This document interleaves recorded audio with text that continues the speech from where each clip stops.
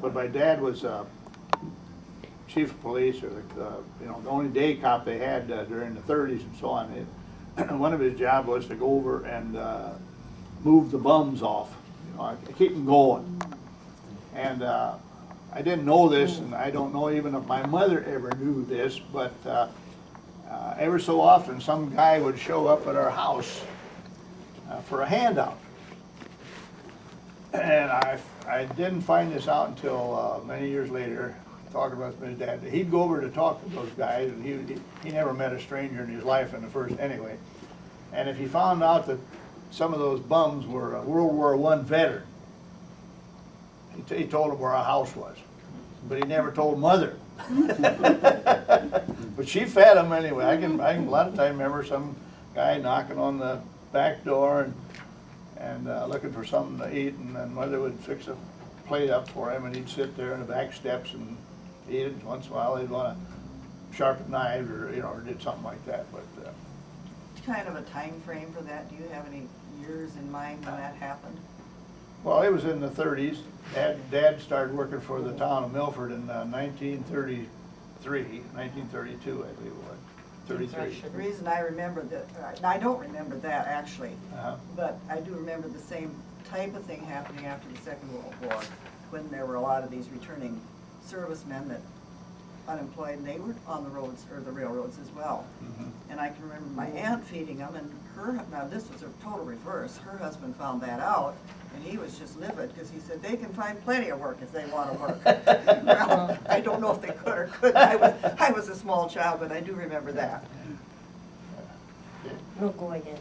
Somebody else wanna? How about you back there?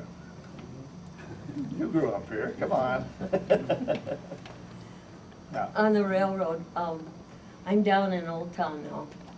And one time I told a friend that I was such and such, Old Town Milford, and I received a letter. They did deliver it. That only happened in a small town. Because it didn't have 230th Street, but when I was doing legal things, it said Avenue, which is wrong, so I had to get to the courthouse, and this was like 5 years ago. They weren't slated right legally. They were mixed. And another thing, I don't know if it was Harold Eilers or someone down in Old Town told me that they thought it was Great-Grandpa Patton got wind of the fact that railroads were coming west. And if Milford wanted to be a town, they better move up on high land, move uptown. So, but they did, a lot of the buildings that we have over here were moved, just bodily moved up here. in No, I this area. didn't know that. Yeah, some of them are, yeah. So I'm like that. Another point, well, you've got more, go ahead. then. No, I was, the other day I was gonna get a haircut over here with Stan. You can almost write about that, few about Stan himself, and also the barbers, at one time, it's hard to believe, but there are 3 barber shops here in Milford. 2 on the east side. Yeah, well, they were Roy DePue up there, and then there was Buster and Gilmore and Roy Smith, and then Ernie Reed had one over a little shop over there, so they were, and sometimes Roy had a helper on Sunday, so here you had 5 to 6 barbers at one time.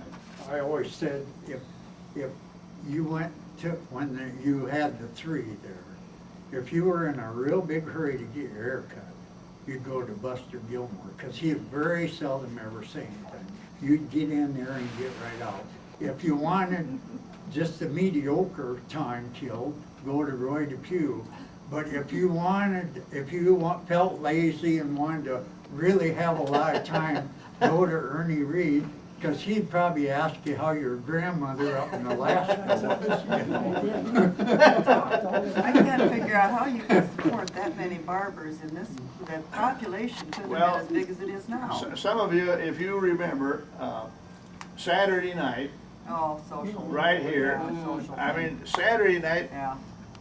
in a day, you go out here on Saturday night and you can shoot a cannon down and never hit a cricket even, but, in those days, back in the Yeah, that's. 30s, yeah, never thought of 30s that. and 20s and the 30s, I mean, the streets were just packed, you couldn't even walk up and down the Woman streets. did the You park trading your and the car man did the out, socializing. What? The woman did the trading and the man did the socializing. Well, you know, and I never did figure this out for a long time too.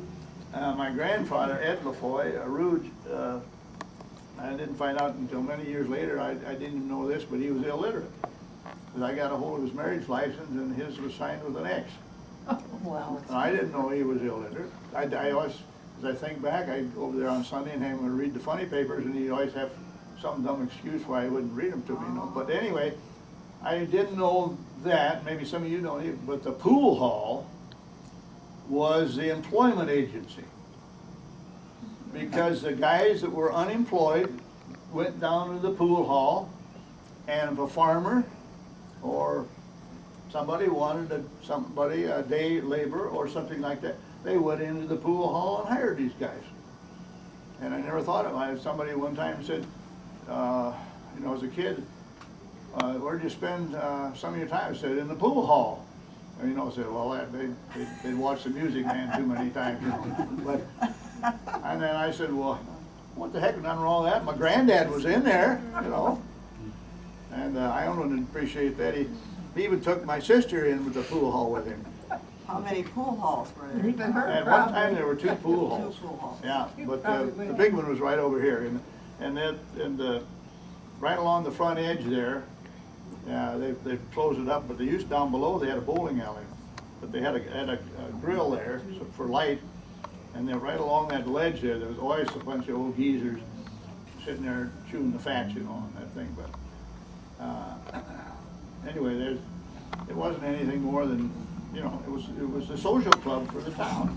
And I remember, But, I remember my grandfather was pretty tight, and you go down and see if you could get a nickel or dime from him. You got pretty good doing it if you went down to the pool hall where he was standing with the other guys. Oh. Then he'd say that the only thing, we wanted candy, of course, and the only thing he says, well, the only time I ever got a job was on the 4th of July. So it was. That kind of reminds me of the story my husband tells when he's 5 years younger than his brother. So Grandma, his mother, would go do her trading with her eggs and what all, and the boys would go in at appropriate time, and Darryl would always tell Dwayne, now you wait, just wait till the hat goes back on his head, and then you'll get a lot more money.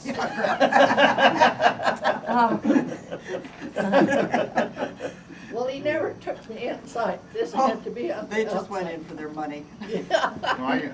That explains the way in westerns, in these little towns, they always have they're always in the saloon. always in the saloon, yeah, it was a social. Now it It makes was It was a sense. social club. Yeah. Well, and the stranger in town, they Oh, hang yeah. out there. Yeah, they were, Huh, they, interesting.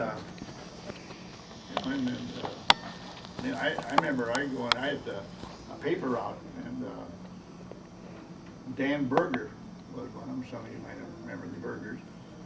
Dan, I wanted to collect from Dan. That's where I found him in the pool hall. You know, that's, I had to go in there to collect from him. Did you have bars in addition to the pool hall, or was that the only place? Well, in those days, it was Oh. 3.2, you know, Yeah, it was that's prohibition. right, and yeah, this- yeah. I don't want to get into bootlegging, that's No, another no, stuff. I No.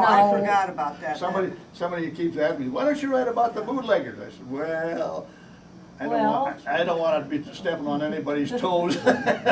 Grandpa was a bootlegger. We had Titteringtons in the parade today, and that little store, that's a little cabin now there on Okoboji Boulevard, the south end. Oh, it's of- gone. No, not the Titterington one. that- Yes, it is. No, Yeah. the Yes, little beige, Ma Johnson's store is left there. that's the one I'm talking about, the first one that's just up from the city Yeah, hall. But the Titterington, and they had one that was up further. I know, that one's been gone a long time. Oh, yeah, yeah. This other one, Yeah. I didn't know until a few years ago that was a speakeasy. Yeah, but down in the basement, Mrs. Johnson ran Uh-huh. that, down at the lower level. That's out door. Yeah, Yeah. but the North Store, Connie and I run that one summer. Did you? For Coila, Mhm. and that was the longest summer I ever spent. We opened that dumb thing up at 7 o'clock in the morning and had to close it at 9 o'clock at night, 7 days a week, you know. Oh, And but there's it only was two good Connie eating. and I, once in a while I get my dad to, Well, Aubrey, you remember, I related, so I kind of relate to what you're saying. That Doris Anderson, she cooks good hamburgers. Yeah, that's what I've heard. Oh, yeah, Mrs. Johnson did, yeah. Yeah. Well, Harvey and Doris. Yeah. They run it. Yeah, for a long time. Another thing with you two historians, if I may bring up, medical practice. No, that big house that's the wash house Yeah. that was, a well, hospital, yeah. a hospital. And my dad's office, the story I heard from him was, well, Jerry Clark, you're tied into that too, because wasn't it your brother who was misdiagnosed by the former doctor? Jerry, What, no, I didn't hear it. wasn't it your brother who was misdiagnosed by the former doctor in Milford? Yeah, Virgil, my brother, he died of an overdose of jaw. Because the doctor who was my grandmother, Lena Williams' doctor, do you remember his name? Dr. Colden. Dr. Which Colon, one? the The first, young- Cassius or the Young. old man? The Cassius. young. Yeah. They lived over here where Doc Jones lived. That's Cassius. Yeah. He was my grandma's doctor Uh-huh. and did house calls, which are an unknown thing now. I mean, how different doctoring is. And Cassius lost his only son, who he wanted to become a doctor. He was married and misdiagnosed Jerry's brother. And he committed suicide because he couldn't live with it. And the widow nurse went to La Crosse, and that's how my dad ended up here. Oh, was it? Because, yes, because this, Mrs. Coldren, the nurse that went to La Crosse, where my dad interned, said, my father-in-law is looking for a doctor to come to the little village south of Lake Okoboja. And Dad said he was the 13th one to come, and Dad stopped at the old, we knew it as Tierney, wooden drugstore, where Stein is now. And Dad said he contacted Dr. Coldren, the older senior. And he came down the street with one of those, what do you call it, Sherlock Holmes? Handlebar mustache. A handlebar mustache and a long Sherlock Holmes pipe. And then Dad went back to the office door with him, and none of the doors in that office building that is behind the old bank, they aren't very high, and my dad wasn't very tall. And Dad said he looked through there and he said, well, if I decide to come here, this was Easter break for him at internship, there'll have to be some changes made. And when I cleaned out his office in 1982, after 52 years of him being a doctor in this village, he still had cold water. He never connected to hot water. And Jerry, and I kept a lot of the old things from his office. I've got them in Vern's house in Brandon, and they're gonna end up back here. I'd love to find a place for these old bottles and the medical things that he had in an old wooden case that were cold runs, I'm sure. Early 1900. I've seen them in museums that were military, like La Crosse, some of those forts. So I have those antiques that I know at the same time Dad's office was emptied out. Lake Park's doctor had passed away, and I heard that family just took everything to the dump. Yeah. I heard that before, and that's why I told Vern, we're both pack rats, and I've got a lot of variety of things that are medical Good.